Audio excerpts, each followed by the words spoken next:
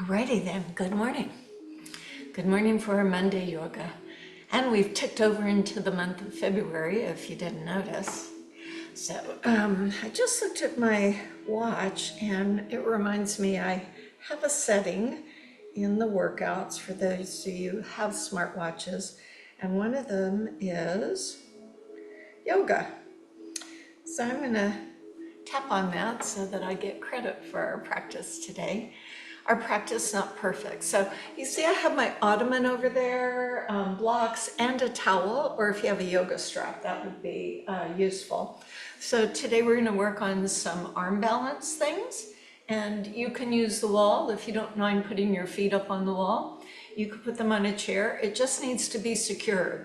The chair or my ottoman will slide if it isn't anchored very well. So that will come later after we go through a few of the Surya Namaskars, the flow, so to speak, the vinyasa, as we get ourselves warmed up. So if you're coming back from an injury or something, feel free to maybe not do everything if it doesn't suit your shoulder, your hips, your knees, your back. So we'll be moving through a slow flow to get us warmed up after we get centered.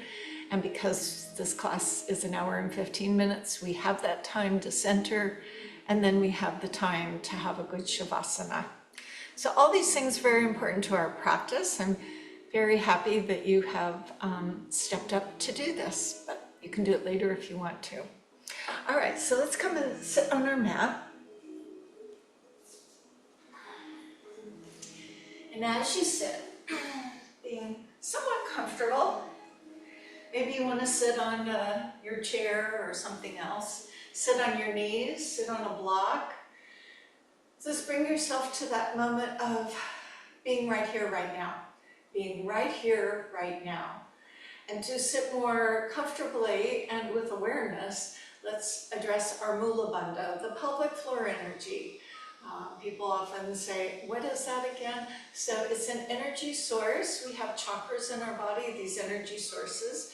And the energy source of Mula Bandha is the space at the base of your pelvis. You can think of it as a hammock, and that lifts and holds your internal organs in. So women might think of it more as a physiological thing, but it's appropriate for a male body as well. As you move up the space between your pubic bone and your belly button, the action of Uddiyana. So you draw in through the belly without squeezing your bum. Then visualize your spine, your vertebrae, your disc, your vertebrae, your disc, so that you lift and lengthen. The neck and the shoulders are kind of relaxed. Some of us hold tension there. And the crown of your head lifts to the greater whatever. You can choose to hold onto your knees if you're seated cross-legged. You can sit with your hands floated up, kind of a mudra gesture with any of your fingers to thumb. And your eyes can be opened, lowered, or closed. Now, with a strong and mindfully placed body, we tune into our breath. What is that natural breath that we rarely think about? And where does the breath move for you? Some people are congested, so it moves through the mouth. Some people have open passages, so it can go both in and out of the nose. What happens to your body when you deepen your breath? Do you notice your shoulders, your belly, your rib cage?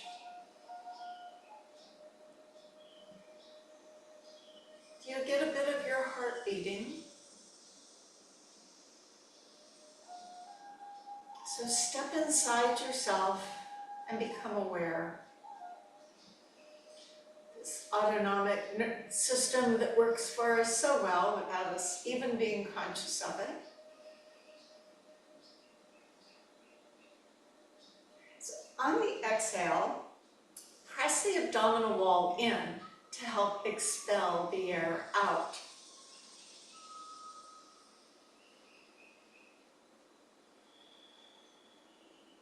I don't think we usually breathe this way, but as you press in, transversus abdominis, kind of makes the breath in move a little nicer.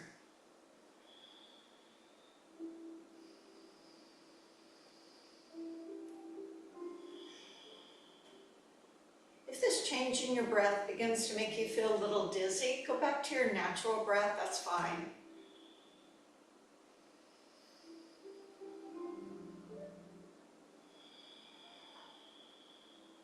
Some of you may have an auditory component to your breath. It's called ujjayi or ujjayi breathing. It's where the air moves through the nasal passages down the throat, and it kind of sounds like Darth Vader. That may come naturally to you. It is a warming breath, or it may be just, look, I'm just good breathing, and let's start there.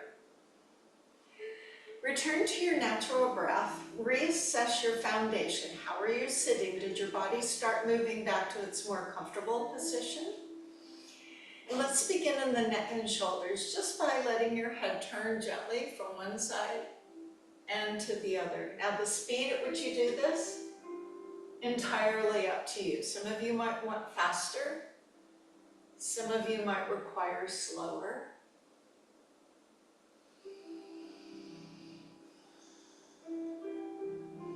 Maybe notice whether it feels the same. We look symmetrical, we don't perform symmetrically. So as you're looking straight ahead again, shoulders relaxed, begin dropping your one to one side and then one to the other side. Taking the time you need to assess that whole opening along the neck, your upper levators. Maybe you want to stay on one side, maybe it's a little more needy. Maybe if you're in a room with a mirror behind your device, you can watch yourself and see, does this side only go a little, and this side goes a lot? So work toward equanimity. That's a word, right? So now I'm going to lift the chest. I can take my focus out, or I can take my focus up without dropping my head back. You're welcome to do that. Your body does that. I always question whether dropping into my neck is a prudent thing. So up is your inhale, and then bow the head on the exhale. Again, using whatever tempo seems to work for you. You could do this with your eyes opened or closed. Notice the curve that you're beginning to put into your back. On the exhale, still tighten through the abdominal wall.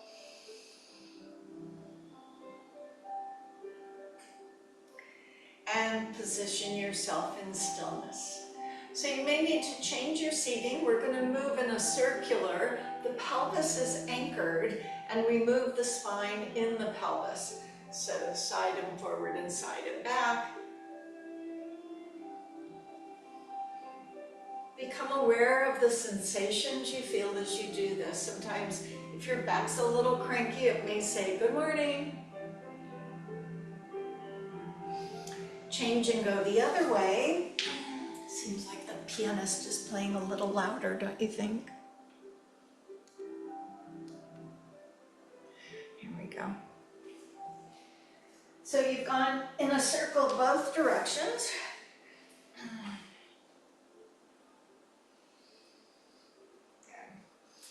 And then we'll lift nice and tall, stretch the arms to the side, so you're relying entirely on your core. Check your shoulders, draw them down.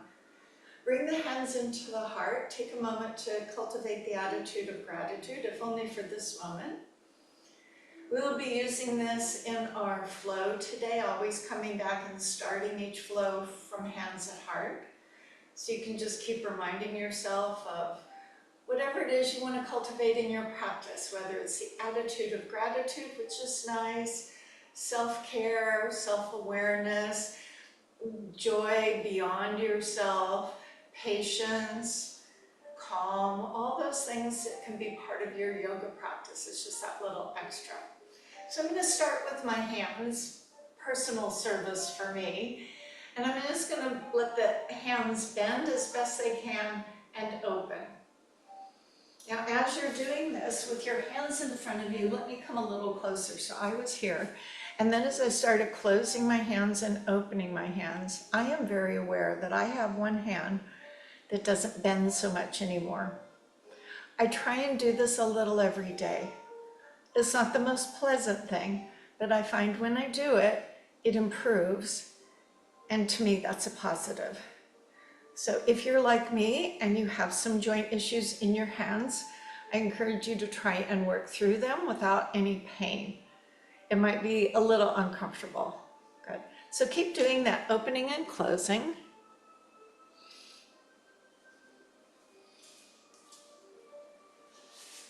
So we'll move on to one finger at a time.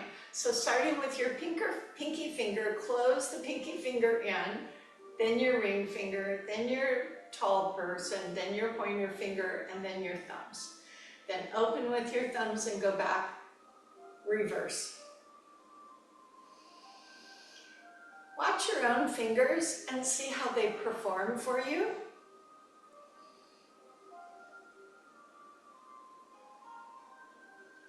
And now let's move to some wrist circles. So you can go either direction. Both hands can go the same way, or they can just keep circling around. Involve your fingers and then go the other way.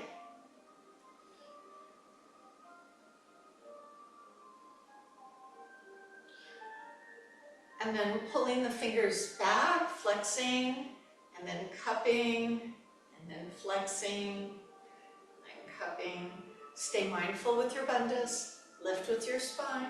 You can change your legs if you need to. So present your right palm forward, and then take the other hand, not just at the fingers, but the entire hand, as you straighten that extended elbow. And I'm not saying you should bend your fingers back, I just want you to get the flexion in your wrist. We do bear weight on our hands, and sometimes this can be problematic. So getting a little pre-warm up for the wrist can be helpful. And breathe. Now, using that same hand, show the back of the hand forward so you see the palm facing you. Straighten that elbow once more and take the hand that's available and fold your fingers in toward one another. Maybe thinking of moving your fingers to the inside of your wrist. Be sure the elbow stays straight so that you're feeling through the forearm. And breathe. Once again, just that one hand is going to go back and kind of circle around, and then the other way. And then show the palm. Push your fingers down. Take the other hand with a straight elbow. Grabbing the hand and the fingers. Don't just bend the fingers back. I don't think that's so great. But you want to flex at the wrist. So from the side, you can see I'm not just pulling my fingers back. My hand is in the palm. Relax the neck and shoulders. Engage through your belly and breathe.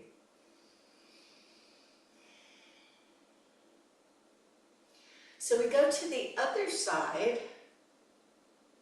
Bringing the hand up, looking at the palm, straightening the elbow, the other hand folds. This is very different for me on this arm. Very different. Is it different for you? This is my right hand, so it's stronger. I think there's just more resistance around my strong arm.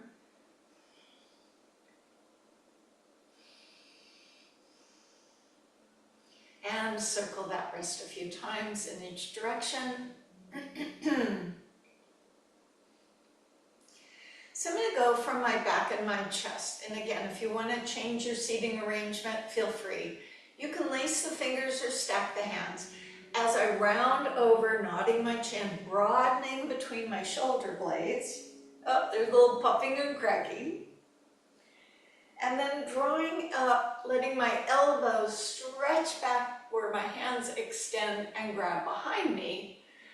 Then once I grab the hands, I straighten the elbows and release, bending the elbows, letting them come forward, rounding the back, pushing the arms out, drawing myself up, reaching back behind, grabbing, maybe changing the hold this time, lifting my hands up. Now I'm going to do this a couple more times, but I'm going to turn sideways so maybe you can see some of the nuances. Going forward, rounding, pulling in through the belly. Coming up, reaching back, grabbing the hands. So your hands may go further than mine or not as far as mine, and you know what? That's okay. You get to move within your own body.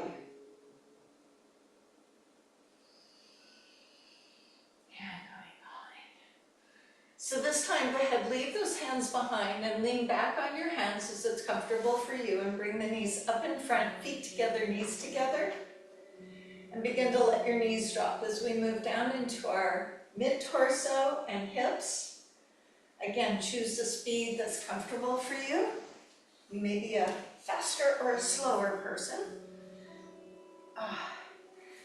And sometimes when you start a practice, your body is more willing or less able, so give it the time it needs to get to the place so that you can use it well and not strain. Bandha Konasana, the bottom of the feet come together. Where they're placed relative to your pelvis is up to you. Some, because of knees, require the feet further. Some are just used to pulling it in tight. Grab the ankles, sit up onto your pelvis rather than towards your tailbone, and lift up nice and tall. Bring yourself through. We know this to be a hinging motion. And then round yourself, just looking at the feet or letting the head fall toward the feet. And if your head go to the feet, that's wonderful.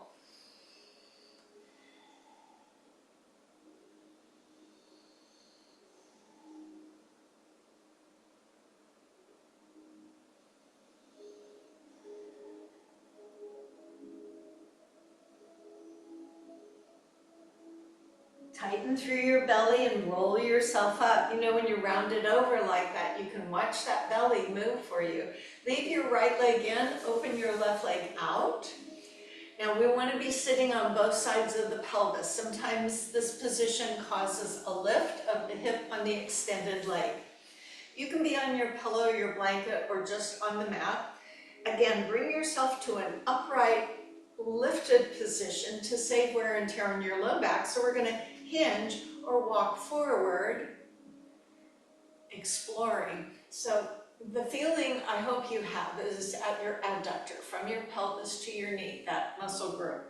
So as I move forward, I may go a little or I may go a lot.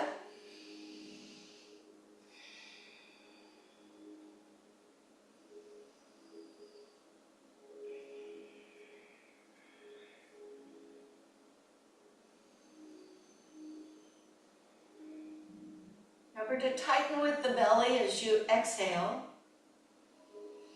Use your hands to support your back as you come up, because this is just a warm-up. Now fold in that left leg, open out your right leg.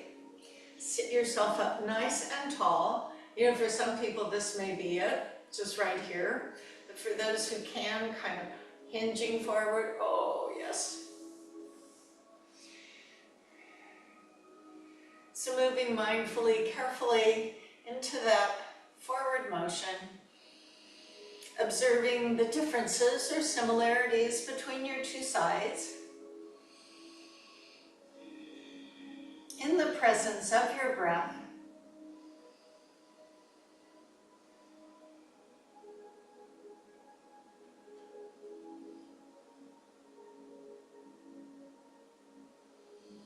And walking yourself back up. So it would be prudent to open a little bit in our hamstrings. So as you fold the legs in, you can have both legs coming extended forward. I'm going to again turn to the side, and I'll probably lose the pillow for this. I don't need the pillow for this. You may want the pillow. For some people who have very tight hamstrings, being lifted is a gift. So you can give yourself that gift. Otherwise, you're going to maybe want your knees bent. And then this is where I kind of move my buns away. My legs are not together. You may not be able to tell, but my feet are a little space between. And once again, use your hands behind to sit up on your sit bones rather than rolling back. And this is a normal position, so that it may take a little work to get yourself up, even if it's bending the knees. And then use the hands well behind you. This is early in our practice. I don't expect you to lay down, though you may.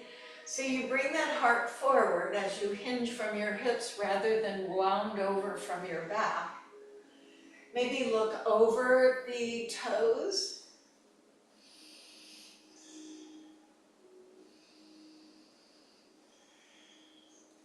And you may need the hands to just stay behind you, because if you were to let go, you might fall back.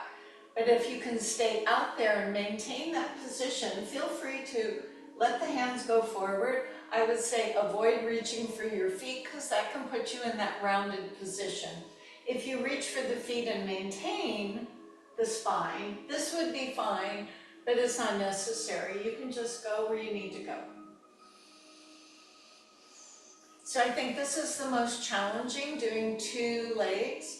If you can lay your body onto your thighs, then go ahead and lay on down. But here's one that will help us all. As you come back out, pull in one of your legs, it doesn't matter. The foot can be along your calf, your knee, or high in your upper thigh. Once again, get yourself up straight.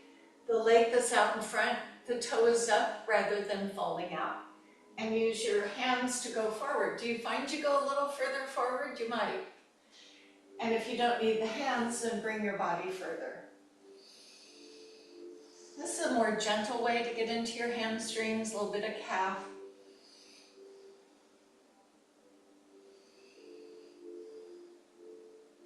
Walking yourself back up. Switching out the leg position, so ankle, calf, knee, inner thigh, wherever you want to put the other leg. Sit up straight, extend the leg with the toe up, and hinge forward. See how it is on this side.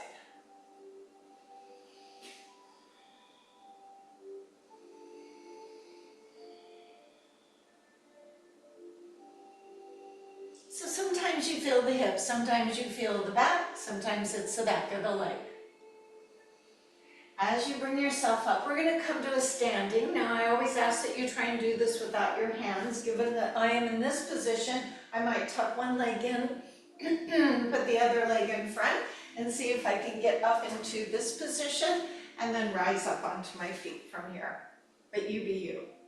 All right, this is where I'm going to ask you if you have a yoga strap. You can use the yoga strap. I'm going to use the towel, which is shorter, so if you have a strap, double it up a little bit so it's not going to be long. And always hold the end with the buckle, because it hurts when you hit yourself. All right, so face me. It doesn't matter where you are on your mat. This is just a hand towel from my bathroom, and I hold out at the end. I'm going to be working through the shoulders, so those of you with some shoulder issues, be mindful. I'm going to start with my feet a little bit wider than normal and more of a parallel position. So let's make sure the torso is properly aligned, that I'm not sagging in my hips or rounding in my back. Mula Bandha, Uddiyana action, lift the spine, relax the neck and shoulders. So simply raising the arms up above your head on your inhale and back down. So this should be easy and pain-free. If you need to modify, that's okay. Go up and maybe you bend the elbows. Torso is not changing. So my hips are not shifting forward in order to accomplish the towel going over my head or the strap. My hips are stable. So now next time it's up, pause there for a moment. Bend the elbows without moving your head forward. See if you can get the towel to go behind your head towards your shoulders. And then back up. And then back down. Stay as you are as I turn to the side so you can see how that worked. Lifting all the way up. Bending the elbows back. Bringing the arms up. And bringing the arms down. We'll do that a few times. Again, working pain-free. Breathe in. Breathe out. Breathe in. And breathe out. Breathe in. Breathe out. Breathe in. Next time, hold the towel or the strap overhead with a bit of tension on it. Imagine you're holding a pillow between the legs. Elbows are straight. Pull on the right side so that it causes the body to tip. Be careful with your back. Both legs are straight, both arms are straight, both arms are straight. Careful the arm doesn't cross in front of your face.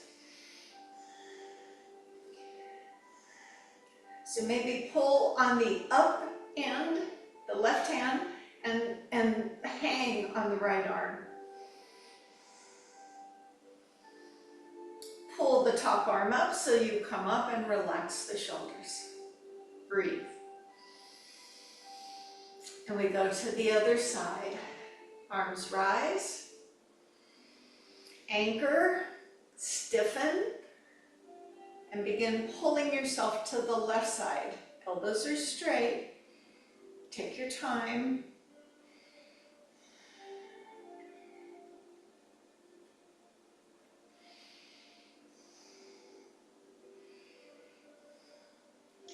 Pull on the top arm, return center, and relax those arms. So I'm going to bring the towel behind me. Now there are people who will ask you to take, can't do it with a short one. Well, I guess some people could, but it's usually a longer, if you have the longer towel and the arms go up and over and up and go back. I don't do that. That's just a lot for a shoulder joint. And really, when do you actually have to do that? Hold something between your hands and lift it up. But I want to get a little strength out of my backside, so I have that towel or my yoga strap. And again, holding at the ends with a firm base. I'm going to raise the arms off my back. And just hold there. Don't worry how high it goes. I bet you go higher than if you just held the hands together. So take that win. Good time to breathe and relax. So this improves our posture greatly, strengthening the muscles of the upper back as you stretch the anterior of the front shoulders. Once again, open out the arms with tension, bandhas and breath, and then raise the arms up and off your backside, feeling that you're pulling that strap or towel apart. Don't worry how high it goes, it just will go where it goes.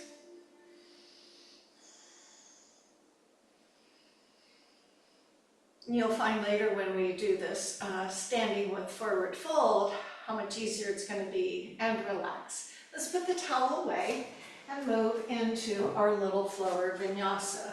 For this, you want to be at the end of your mat because you'll be stepping backwards. We come into planks. Planks can be on the hands and toes. Planks can be on the hands and knees if you prefer. And some of you might need to modify onto forearms. I do know that blocks can be helpful. It's kind of hard because you need to get off of it for a while, but for those with wrist issues, so what can happen is rather than putting your hands flat, you put it over the end and you get less flexion in your wrist.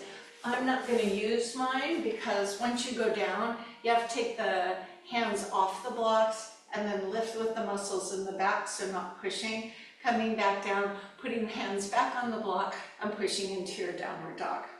So if you want to use the blocks because it's really helpful, or hand weights can also be an option. So I don't go fast. You'll follow me fine, and this one's very simple. Tadasana. Root the feet, engage the legs, very much like we were just a moment ago, but with our legs a little closer.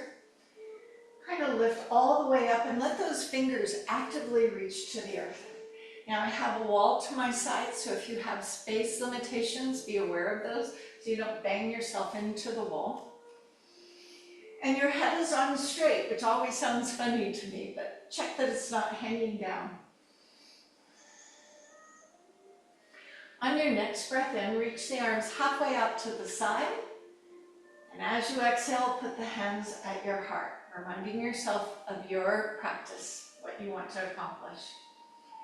Inhale and sit into a chair. So your arms traditionally are high, but if that's a problem for your shoulders, you can lower those arms. Sit back in your heels so you're not aggravating your knees. Exhale, fold all the way down to the floor, or on blocks come your hands, dropping the head, lifting the hips, trying to straighten the legs. That may or may not happen. Dropping the hips and lifting the chest. Either foot steps back as you walk back into a plank position on hands and toes or hands and knees. From your knees or from your toes, with your elbows in, lower yourself down onto the mat softly. Relax the toes with no weight on the hands. Breath in, baby cobra, and come down. So I was not pushing. Turning the toes under, lifting the hips up either with my thighs lifted or with my knees down and my hips lifted. I press off the mat, coming back to my plank position. Lift the hips, adjust your feet by moving your feet forward a little bit. You can bend the knees for this first down dog. You might feel comfortable walking the dog, or you can just stay still. Take a few breaths.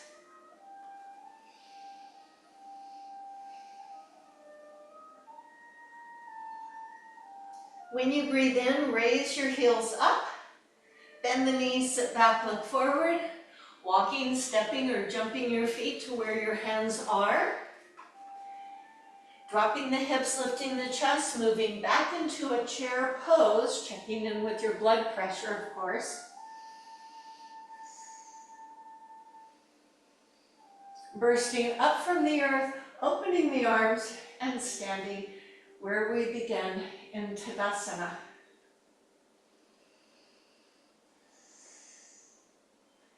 Once again, inhale, arms halfway to the side. Exhale, put the hands at the heart. Breathe into a chair pose.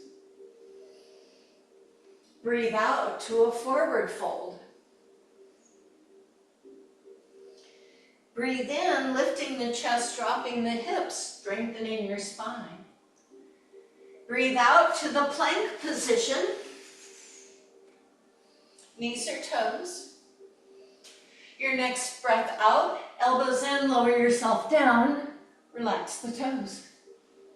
You can repeat baby cobra or go through the baby cobra and apply a little pressure for cobra. And come down. Toes under, hips up from knees or toes. Once again, press off the mat, return to your plank. Lift up your hips, small step forward. The feet are not together, they're not too far apart. I call it Goldilocks, just right.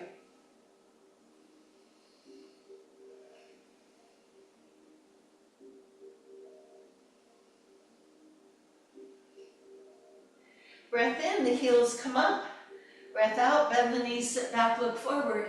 Again, you walk, you step, you jump to the front of the mat where your hands are. Breathing in, moving into a chair pose, mindful of blood pressure. Breathing out, standing like a mountain.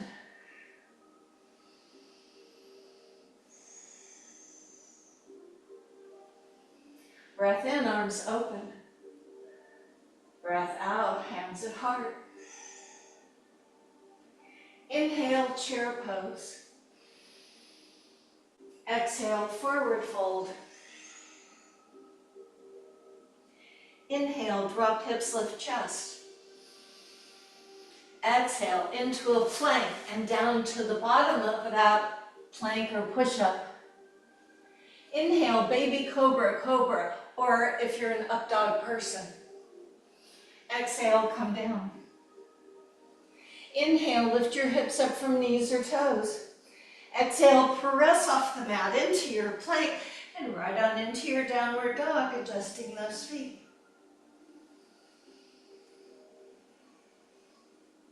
Check your hands are pressing at the pads of each one of your fingers, including your thumb.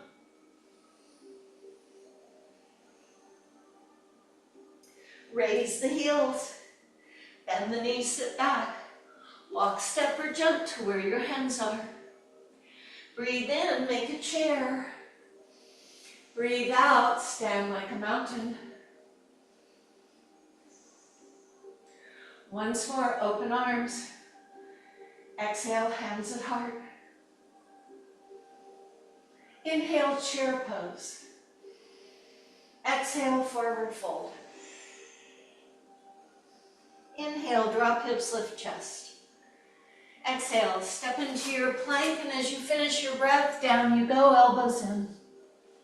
Breath in, baby cobra, cobra, up dog. Breath out, come down. Toes under, hips up, thighs or knees, press off the mat into your downward dog.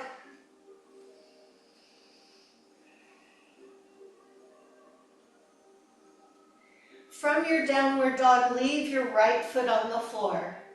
Pick your left foot up for a three-legged dog, knowing that you have the option of staying parallel or lifting by opening the hip, the leg a little higher. Check both elbows are still straight. Back to downward dog.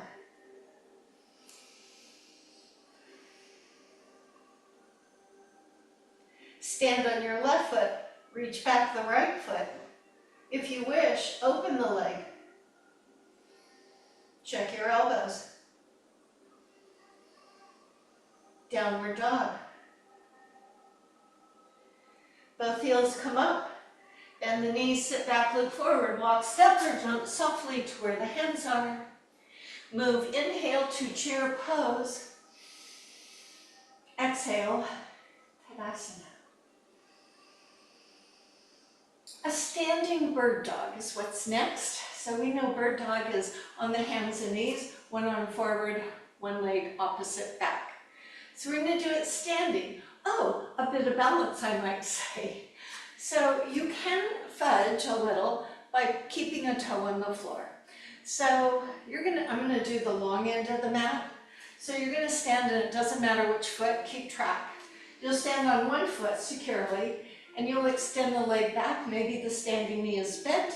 Whichever leg you're standing on, that's the arm that goes forward. The toe can be on the floor, or as you feel more confident, the toe can come off the floor. This is breath in. When you draw the knee forward, you can keep the foot on the floor, draw the elbow in and lower your chest a bit, or you might be able to pick up the leg and draw in and meet here. So it's inhale, open, and exhale, close. So we'll do it about 5 times on each side. Now I expect that maybe if you haven't done this before, you might be a little wobbly as you're trying to find it, but that's okay. Your body is learning perhaps something new. I will remind you to breathe, because it's very common as you're struggling with something to hold your breath. So find your Tadasana. Bend the knees and pick one of your legs and put that leg back. Now the leg you're standing on, arm goes forward. So as you inhale, lift, toe down or toe up. As you exhale, bend in, contracting together. Inhale, stretch out, reach, breathe. Exhale, draw in together. Inhale, stretch, breathe. Exhale, draw together. 2 more times. So if touching the floor is better, here's this option. Breathe in and then breathing out. And once more, inhale and exhale. And come to Tadasana. So a lot of work for the standing leg, right? Okay. Other leg. Tadasana. Make sure space behind me. Okay, I'm good. Stand on one foot, put the other leg, preferably the one you've not done yet. Whichever leg you're standing on, that arm reaches forward. See how I've leaned out a little bit? On the inhale, reach. On the exhale, draw together. Breathe in, extend. Breathe out, tuck in. Breathe in, stretch and lengthen. Exhale, contract, flattening that belly. Inhale, open, touch the floor if that's what you prefer, and draw in. Last time, stretch out, breathe in, tuck in, breathe out. Stand like a mountain. Face the long end of the mat and separate your feet. Gee, I'm warming up a little. Edges of the feet parallel with the edges of the mat. Mula Bandha, Uddiyana action.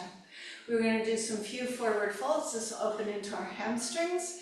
So there is a thing where people tend to go way too wide, and I get that, but you don't want to go any wider than the span of your arms with your fingers pointing. So I've gone a little beyond.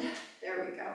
But you also don't want to be too short because that's going to make your forward fold restricted. For those who know they already have tight hamstrings and you have a chair or blocks nearby, feel free to put those there so that when you go forward, you have the option to lean onto those blocks. I'm not going to use mine. So we are here, Mula Bandha Uddiyana action. Thumbs come to my spine. Roll the shoulders back, lift the heart without pushing your hips forward. Now you can look forward, outward, or upward, or backwards. On the exhale, let the hands slide down your thighs as you mindfully hinge forward. As you lean into the toes, spreading the sit bones, hands can stay above the knees, below the knees, or to your ankles.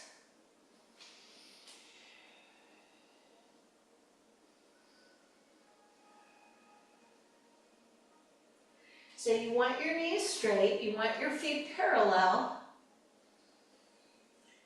Envision a giant pillow between the legs, and as you hold that pillow by squeezing, remove your thumbs to the small of the back, and with the strength of that squeeze, rise up, check your blood pressure, roll the shoulders back, breathe in. Grab the hands together or lace the fingers as you move forward in Uttanasana.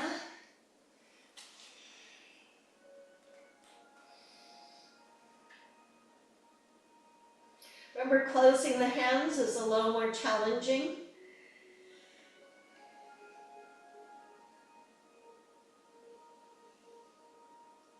Thumbs to the small of the back, squeeze between the thighs, mindfully rise, weight at the top, roll the shoulders back if you wish, breathe in. So this one, you can put the hands on the block, your legs, or do a two-finger lock of the big toe. So your first and second finger, come in, grab the toe, lock it in with your thumbs, so don't use your thumbs to brace on the mat, and then use the handles as big toes pulling.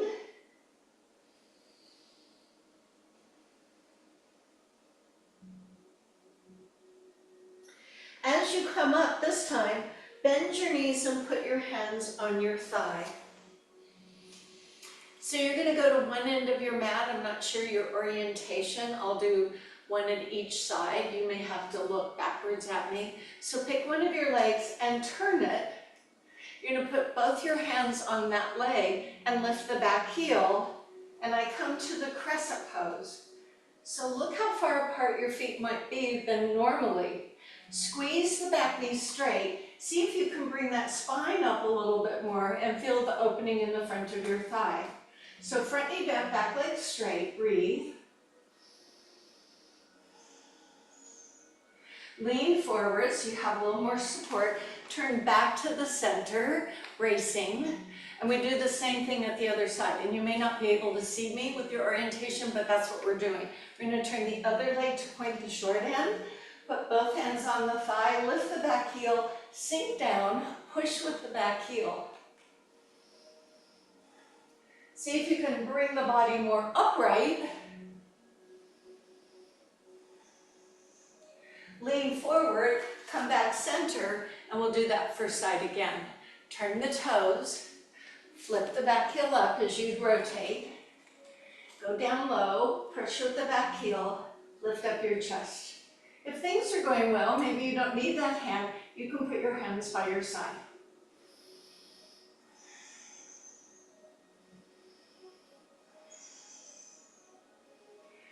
leaning forward, turning back to the long end. Brace on your thighs, bandhas. And one last time to the other side as I turn the toe, lift the back heel, lean forward, press up. Feel free to keep the hands on the thigh or let go.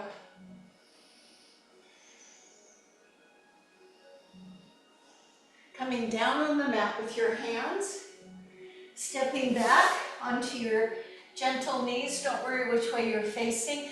Just go to your child's pose. Arms out, arms under, arms up.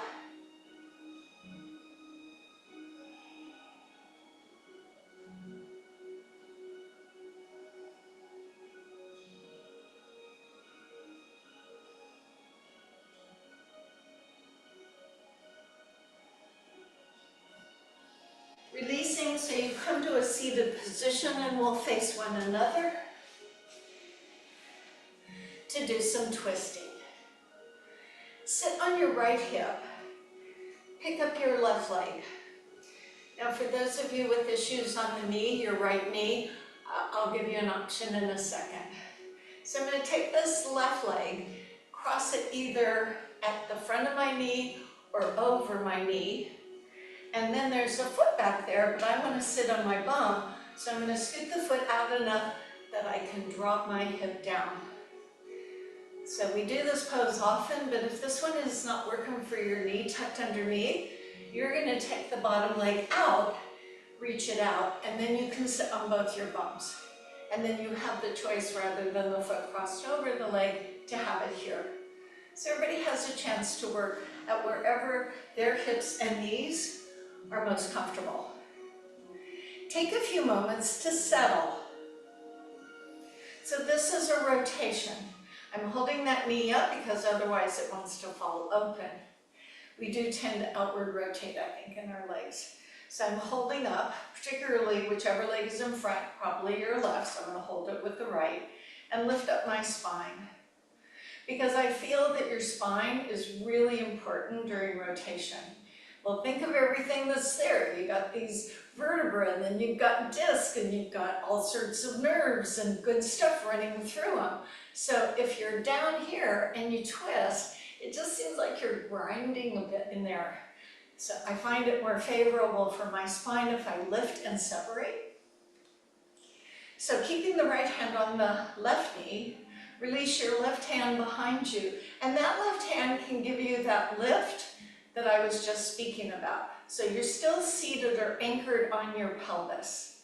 Don't be concerned with turning and looking behind you right away. Go on a journey. So make this turn a little bit. And the hand can change from a knee to an elbow to an upper arm. Some people reach behind the leg and then come behind the back and grab the hands together. So there's many ways to do your rotation. You might just want to explore a few of them. So as I sit nice and tall, when I breathe in, I'm going to pull that shoulder behind me. Your left shoulder draws back. Well, that begins my right shoulder coming forward, doesn't it? As I hold on, drawing in through my belly to create space, I might just look diagonally or directly to the side. Taking a few breaths and just seeing what this has to offer. And you may be happy with the hand on the knee, or you may say, well, let me see how my elbow works here. Get a little bit taller as you breathe in. Hold that back shoulder back a little bit more. Now maybe you're looking more to the side or the diagonal backwards.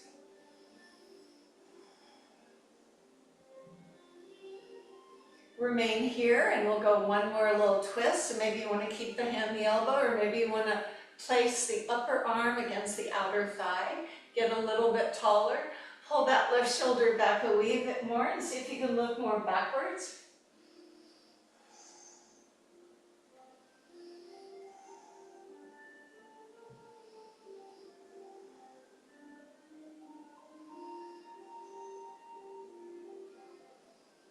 Unspiral, you come back center. Now we're going to stay here a moment, and I will give you some options for this. One of the options is you're going to plop down on your back, and you're going to put your left ankle on your right knee to do the pretzel pose. For those who want to move with me to fire log, I'm going to take this bottom foot and move it out a little bit.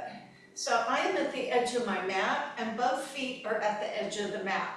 Even if you were on the short end, that would be the thing. So my bottom knee is a little down. I'm going to lean back and see if I can bring that bottom knee up so my knees are more crossed one over the other. Yeah. Now as I go back to sit forward again, those feet are going to go a little more outward and my hands behind help me sit a little more upward. So this is one option for some of us. The other option, as I said, lay on your back, put your left ankle on your right knee and pull it in. But wait, there's one more option.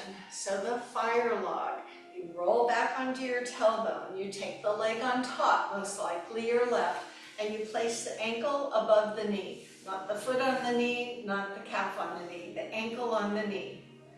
And then as the top knee begins to lower with the hands, with the hands behind you, the top knee would line up with the ankle of the bottom leg. So this is our fire logs. And if you come to this variation, not only do you get one hip, but you get two hips yelling at you at the same time. Be sure you're lifting your spine. So you may be in fire logs, you may be in Gomukhasana, or you may be, as I mentioned, in this position. We did this one a lot, so I like to give you some variations as to where and what you all can do. Stay for a few breaths. And maybe initially when you get there, your hips are yelling and complaining, and so your instinct is to just back out of it. And maybe that is the appropriate course of action. However, if you can find a little grace and softness and ease in a sticky situation, and I'm not just talking about your yoga mat here, maybe you can stay a little longer and become a little more comfortable in this rather uncomfortable position. 2 breaths.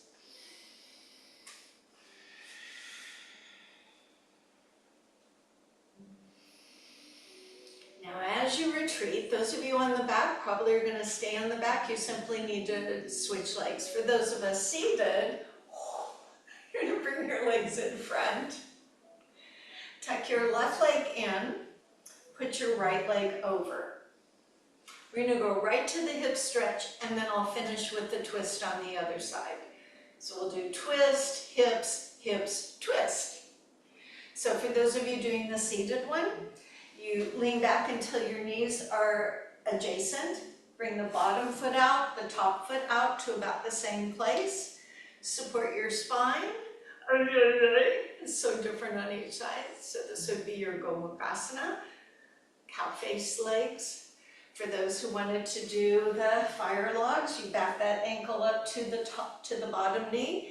And as you sit up on your pelvis, that top knee begins to stack above the bottom knee. Yes, I am feeling my hips too. So again, delve into that place of almost pain. We call it the edge in yoga, where you go to the edge, but you don't push past it, but you move to a place of discomfort, but not pain.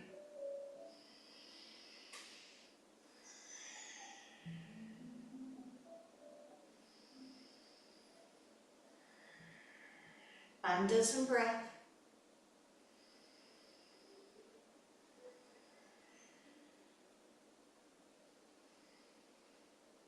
One more breath. For those of you on your back, maybe you roll to your side, gently bring yourself up. For those of us seated, you're going to sit on your left hip. So we might be mirroring each other, and we'll go through the twist on the other side. Now, because I've sequenced this a little different, I would like to ask you to pay close attention to how much easier, perhaps, the second side may feel because we have loosened the hips a bit. Just see if it feels any different. So you can either put your right foot in front of your knee or across your knee. Move that bottom foot out so you can land down on your right bum. If this is bothersome to your knee, Your option is to extend that leg forward, leaving the foot crossed or on the inside, as you wish. So I'm going to try and do the same thing on this side as I did on the other side, because sometimes I can and sometimes I can't. So you feel this leg is pulling down. You're going to hold that leg up with your hand, or if you go right to the elbow or the upper arm, and then do the right hand behind you to lift the spine and breathe. So we go on a journey to the other side.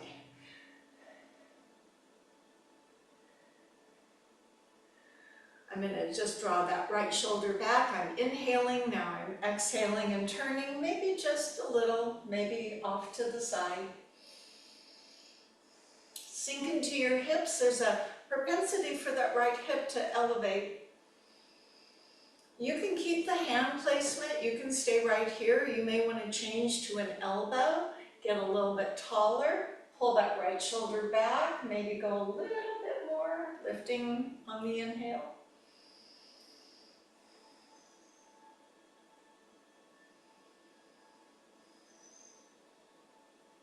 And as we try one more variation as an option, you place that upper arm against the outer thigh.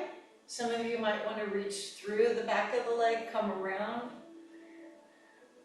and then roll that shoulder back and look a little further.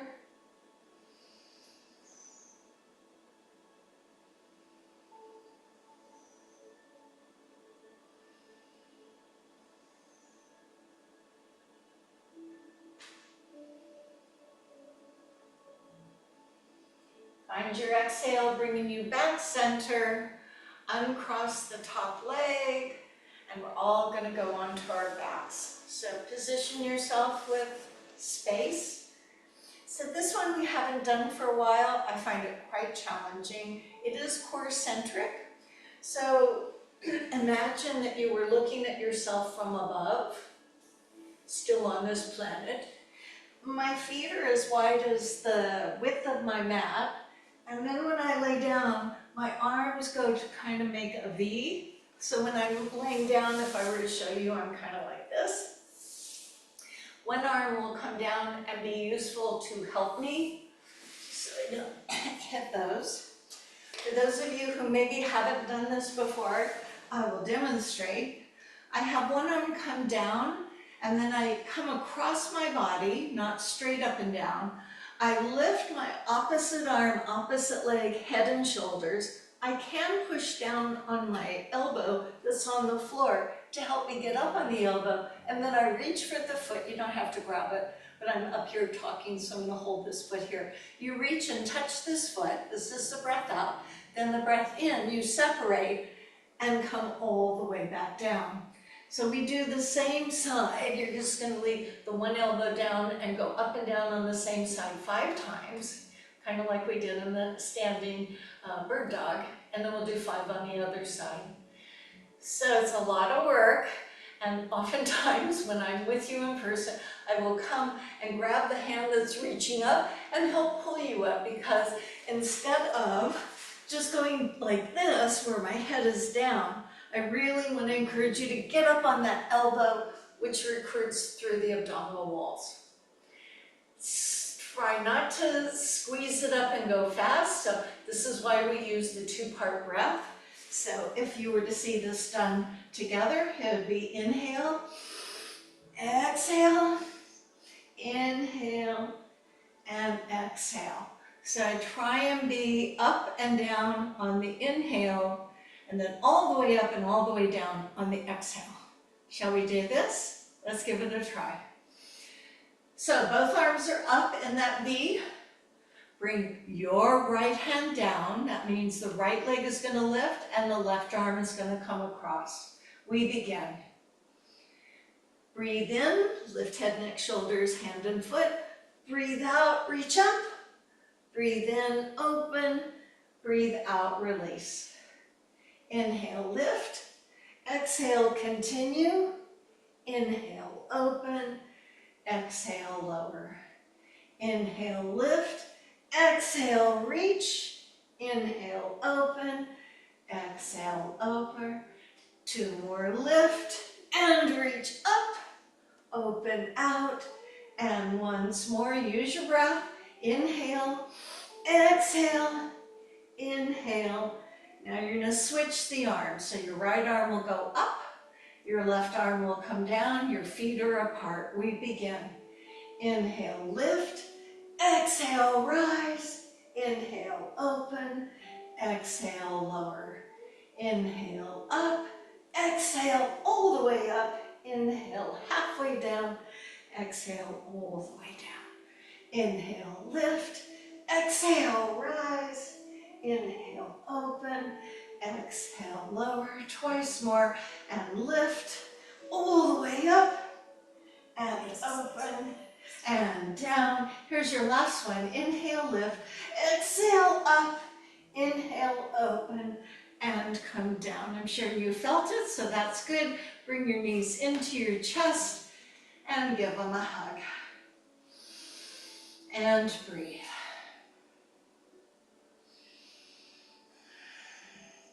Draw the knees together. Push the knees away so that they're not in at your chest. And then lift your feet up. Arms are out to the side like a T. Gently rock from one side, keeping those knees together, back up to the center, and then over to the other side. Not just swinging from side to side, but stopping when you come back in the center. Feeling your obliques.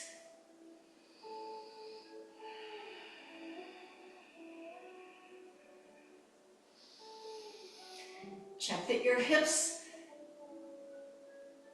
and knees have a relationship, that the knees are not in toward your belly, they're above your hips. Now here's an option if you'd like to add one more. When you go to one side, take your top leg and add a little weight by stretching it out. Come back center. Same thing other side if you have the space. And continue, whether you extend the leg or don't extend the leg, up to you. Use your breath. Now we're going to set the feet down and go to bridge pose. So where should those feet go? Somewhere you can brush your fingers on the back of your heels. So that tells me they're parallel. Bandhas, bandhas. Engage through your glutes. Elevate the hips. For those who wish more, you snug the shoulders toward one another. Put the hands underneath. Press down with the hands and up with the hips. And be the bridge.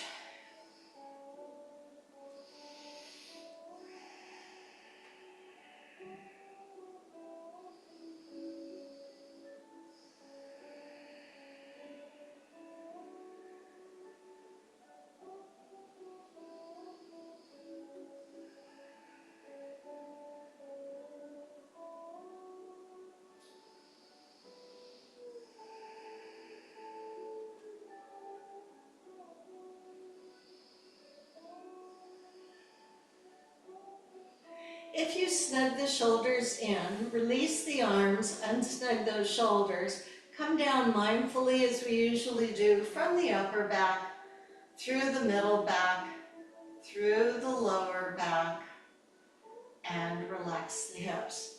Now for some of you, but not all, bottom of the feet together, reclined Bandha Konasana might be appropriate. Otherwise, do the inverse. Feet go out, knees come in.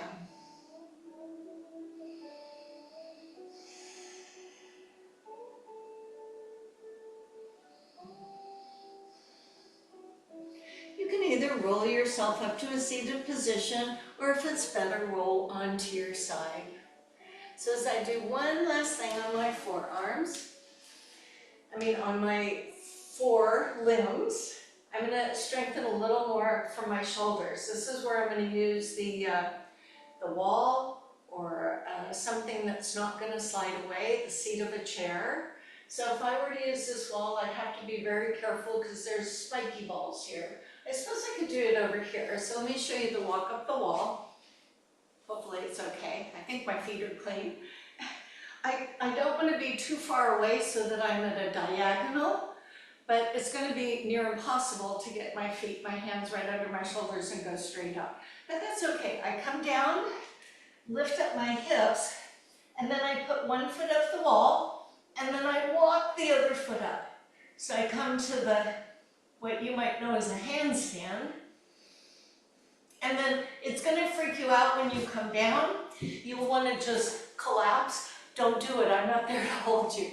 If that freaks you out, then you can take your chair, make sure it's up against something. So I'm going to use this one, but it's not very stable there. So I'm going to put it here. And you'll see, again, my hands are not too far. I just put them down. Put my feet on the seat of the chair, or this one, and then lift up my hips. So my only objective here is to try and strengthen my arms by being on them. Let's see if this will stay here. Now this is on my sticky mat, so it's not going anywhere.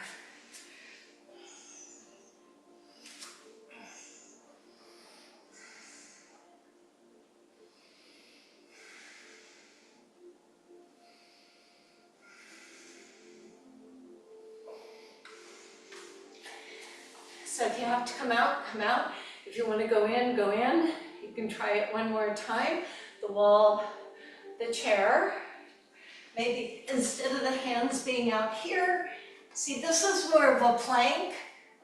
See if you can back your hands up, put your feet on the seat, and elevate the hips from there.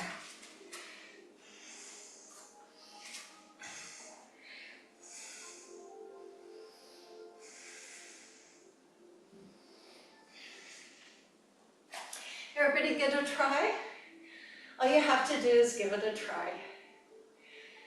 So notice as we come to sit, how your heart rate may have been affected with the effort. Now learn to use your breath to calm yourself down. Slow the breath. Bring the parasympathetic nervous system in.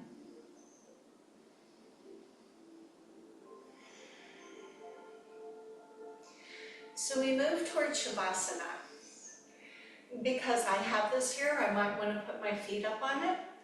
I might want to turn and put my feet up the wall. I might want a pillow for my head. I might want to lay fully splayed out on my mat, traditional corpse pose. If you have an eye pillow or even that towel that you can go to kind of bring distraction away from the brightness of the day, I have brightness, you may not have brightness. So wherever you are, you're going to position yourself for your Shavasana.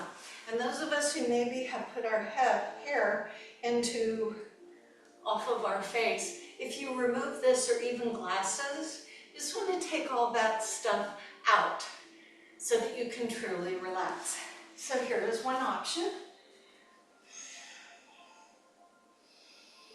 Feels lovely. Or feet up the wall. Some people in classes where we don't have chairs and things put the block under their bum and then put their feet up. They like this feeling. Just a sense of elevated hips. So I've given you a variety of positions you can use. So get yourself into that position for a few quiet moments to do nothing. And we know that in that nothingness, there is a lot. We can fill up that nothingness easy, don't you think? So this is your time to practice not doing that. It's not necessary. You are safe at this moment. So feel your body resting on Mother Earth. Wander through your body and see if you're holding tension. Is it in your neck and shoulders? Is it in your back? Where can you really let go and surrender that physical part of you Tune into your breath. Let it become a little slower from that accelerated breath we had a moment ago. Rest the eyes. And once the body is rested, the mind might get a little chatty. You can wander into nature, taking walks in the forest, or on the beach, or up in the mountains. You can lay on a spring day in the meadow. Inevitably, thoughts may wander in, but this is your practice to let them come right on through and go right out the other door. They don't stay. So as I leave you to practice this, wait for my singing bowl. It will welcome you back. Let this time be yours.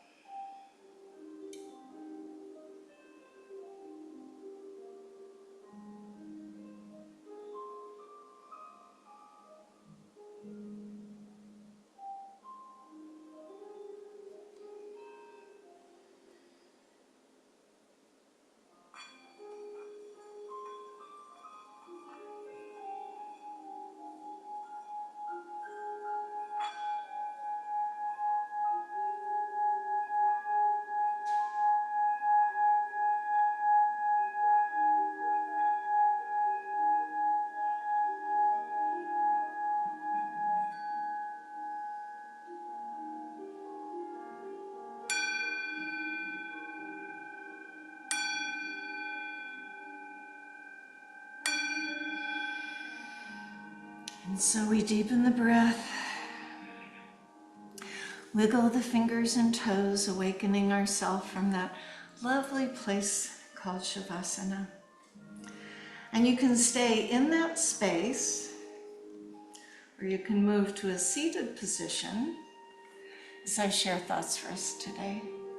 So this stems from a quote from Margaret Mead, who said, "Never doubt that a small group of thoughtful, committed citizens can change the world. Indeed, it is the only thing that ever has." The problems of the world, or even the problems of our local community, can seem overwhelming.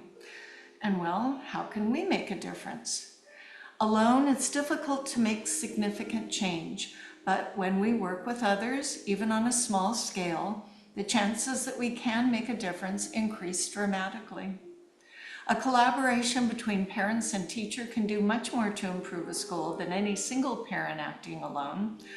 A block association can do much more to improve a neighborhood than any single resident acting alone. So our thought for today: I don't have to feel that I need to tackle every problem in the world by myself. There are many others who care about the same things that I do. That's good to remember. So as we come to sit mindfully on our mat in our chair, with our bandhas engaged and our breath at the forefront of our mind, sit nice and tall and outreach the arms. As you reach up, gather all that goodness and positivity that you possibly can find. As you grab it with your hands, place it deep inside of you so you know it's always there. And then we share the word that means the light in me honors the light in you. And so, Namaste. Enjoy the rest of your week or whatever is ahead of you. Thank you for joining the practice today. Namaste.